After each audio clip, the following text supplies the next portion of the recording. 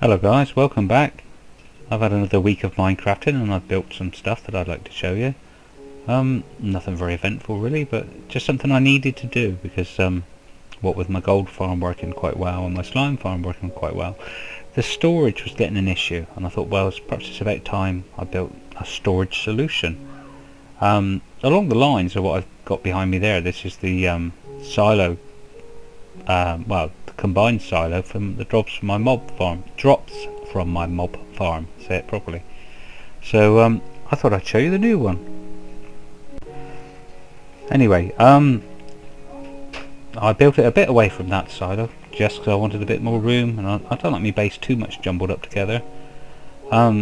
Basically this here, it's my old storage system, and well, it works for stuff that you craft and has been working with wood so far. It was getting a bit much for sort of redstone and coal and slime box, that sort of thing, and my gold and iron as well. So I've moved that out of here, so I'm gonna have to sort of take the labels off these chests and sort the system out again. I don't know whether I'll build another silo, but we shall see.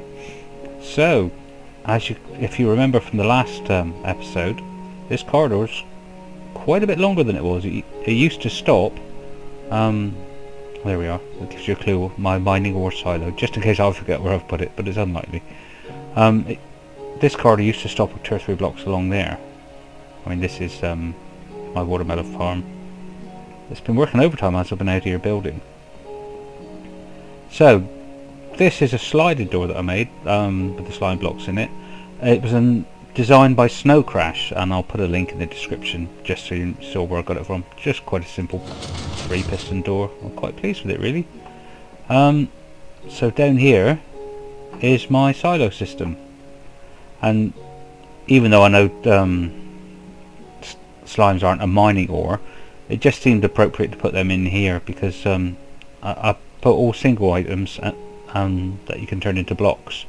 So I've got slime and slime, coal and coal, redstone, nether quartz, iron, gold, lapis and diamonds. Whether I'll ever have enough diamonds to make enough blocks to light a light on the silo, I don't know. But as you can see, it seems to be working quite well.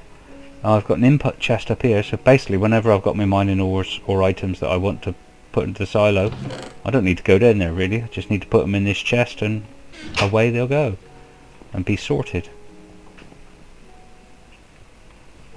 This is the bottom. I'm quite low down here. There's actually bedrock below some of this carpet. I mean, there's underfloor lighting below other parts of it, but here we are. We're at level 5, so no surprise I hit bedrock really. But there's the silo overspill, just in case I put something in the silo. Ooh, redstone. I wonder how that got in there. But anyway, just in case I put something in the silo that doesn't go into one of these sorting options, it'll go right through the system and come down there, so it won't be lost or gum up the works. I'll put these redstone blocks back. I think I know how that may have happened, because when I was actually moving my stuff around, I was getting a bit frustrated because it wasn't going through the chest fast enough. So I went at the back and actually put it directly in the hoppers. So I would imagine I put those 17 blocks in the hopper past where it should have been sorted. That would make sense to me. Anyway, so basically that's the silo. I mean, I've outlined it in gold just to make it look pretty, and I thought, well, what's the point of having a gold farm if you can't use the gold blocks? To give you some clue as to how long it takes to light a light, I mean, the light comes on as soon as anything enters that chest.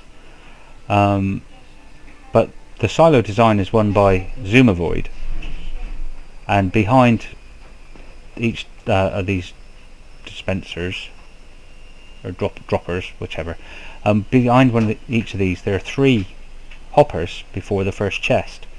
So to get a light on, you've got to have 9 stacks of 64 and 3 lots of 5/6 stacks of 64. So that would be 24 stacks of 64 before a chest light comes on. So with that in mind, it's unlikely I'm ever going to get the diamond blocks ones lit up. But you never know. It could happen in a long time in the future. And the same with the ordinary diamonds. There's going to be quite a few stacks of diamonds before I get a light on. And whether I keep that as a silo option, I don't know. I mean, I may take the diamonds out and keep them somewhere else, but it just seemed like an idea when I was building the thing. Now I've got a service entrance here, and I'll just take you in and show you behind. I mean, there's not much to see really, but I'll just show the sorting system. Whoops, if I'm a bit quicker on my feet, that is. So basically we're right behind the main wall here, and this is the 41 and 4 storage system that Data's used recently, that's supposed to not overspill, not break. So I've got 4 blocks of granite. I can't imagine I ever put granite in there, and obviously 41 slime balls, and that just works and works its way down through. I mean, the hopper lines up here. It's quite expensive in hoppers, but then again, these things always are. I think that would be the redstone one. Yeah, that would be the redstone block. Yeah. So hopefully those blocks went in the right place. Basically, I think I'm on level 12-ish now. So another look. Yeah, I am on level 12. So a lot of this was mine shafts, mine slits that I dug. Also, this was built. I was quite lucky because a lot of this was a cave. So, well, I had quite a lot to dig out. There was a lot missing anyway, so that wasn't too bad. So let's get back down out of here. And I went for a clean look. I thought about all sorts of options, but I quite fancy doing something like this. It seems more in keeping with my base. I still further plans for it. I saw on, what's his name, Mumbo Jumbo's channel, he did quite a lot playing with block switchers, and I'm thinking about putting a crafting bench in the wall and as a block switcher. So basically you just have an ordinary block there, press a button and it'd switch over to a crafting table, and press the button and it'd switch back to the plain block. I thought I'd give that a go. Where I'll put the buttons yet I don't know. And also I'm thinking about making a secret vault in here, perhaps for the super valuable diamonds maybe, and make one of those invisible piston doors, you know, sort of 2x2 door. But we'll see after that. That's another plan.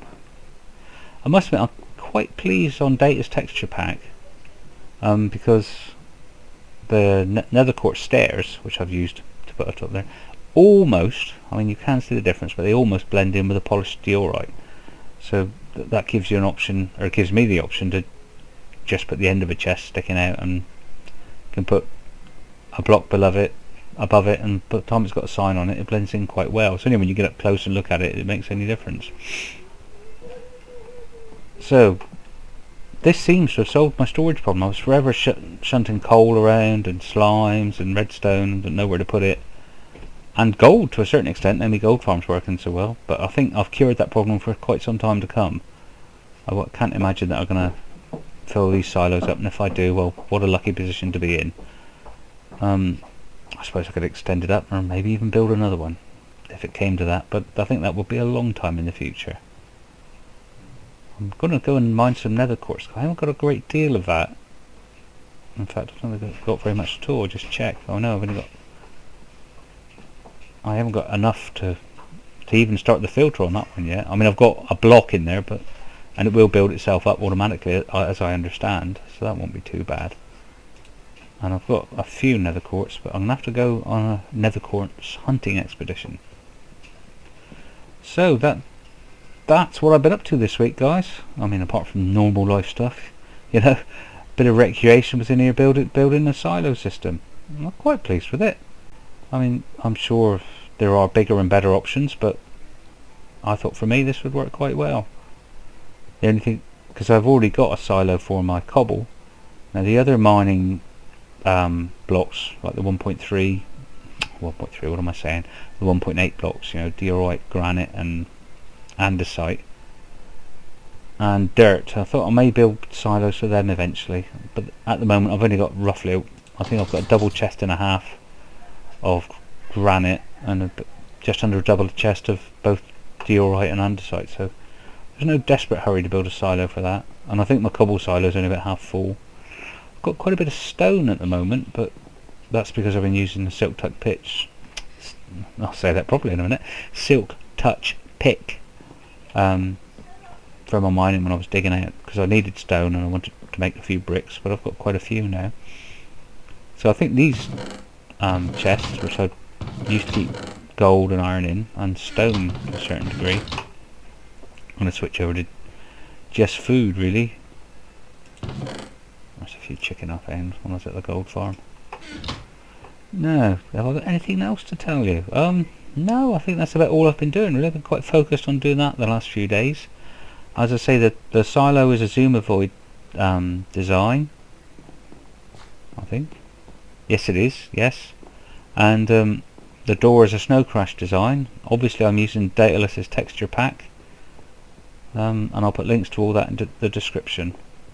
But that's the only updates to my world. So guys, thanks for giving me your time and watching. As I said, I've got the 2 mini projects I want to work on, and I'm thinking I might want to automate my nether wart growing. I don't know why I've got more nether wart than I will probably ever need, but it's just plonked in Soul Sand. There must be a more intelligent, involved option. Whether it be a waste of time doing it or not is another matter, but it's all part of playing the game, isn't it? Okay then guys, cheers and gone. Thanks for watching.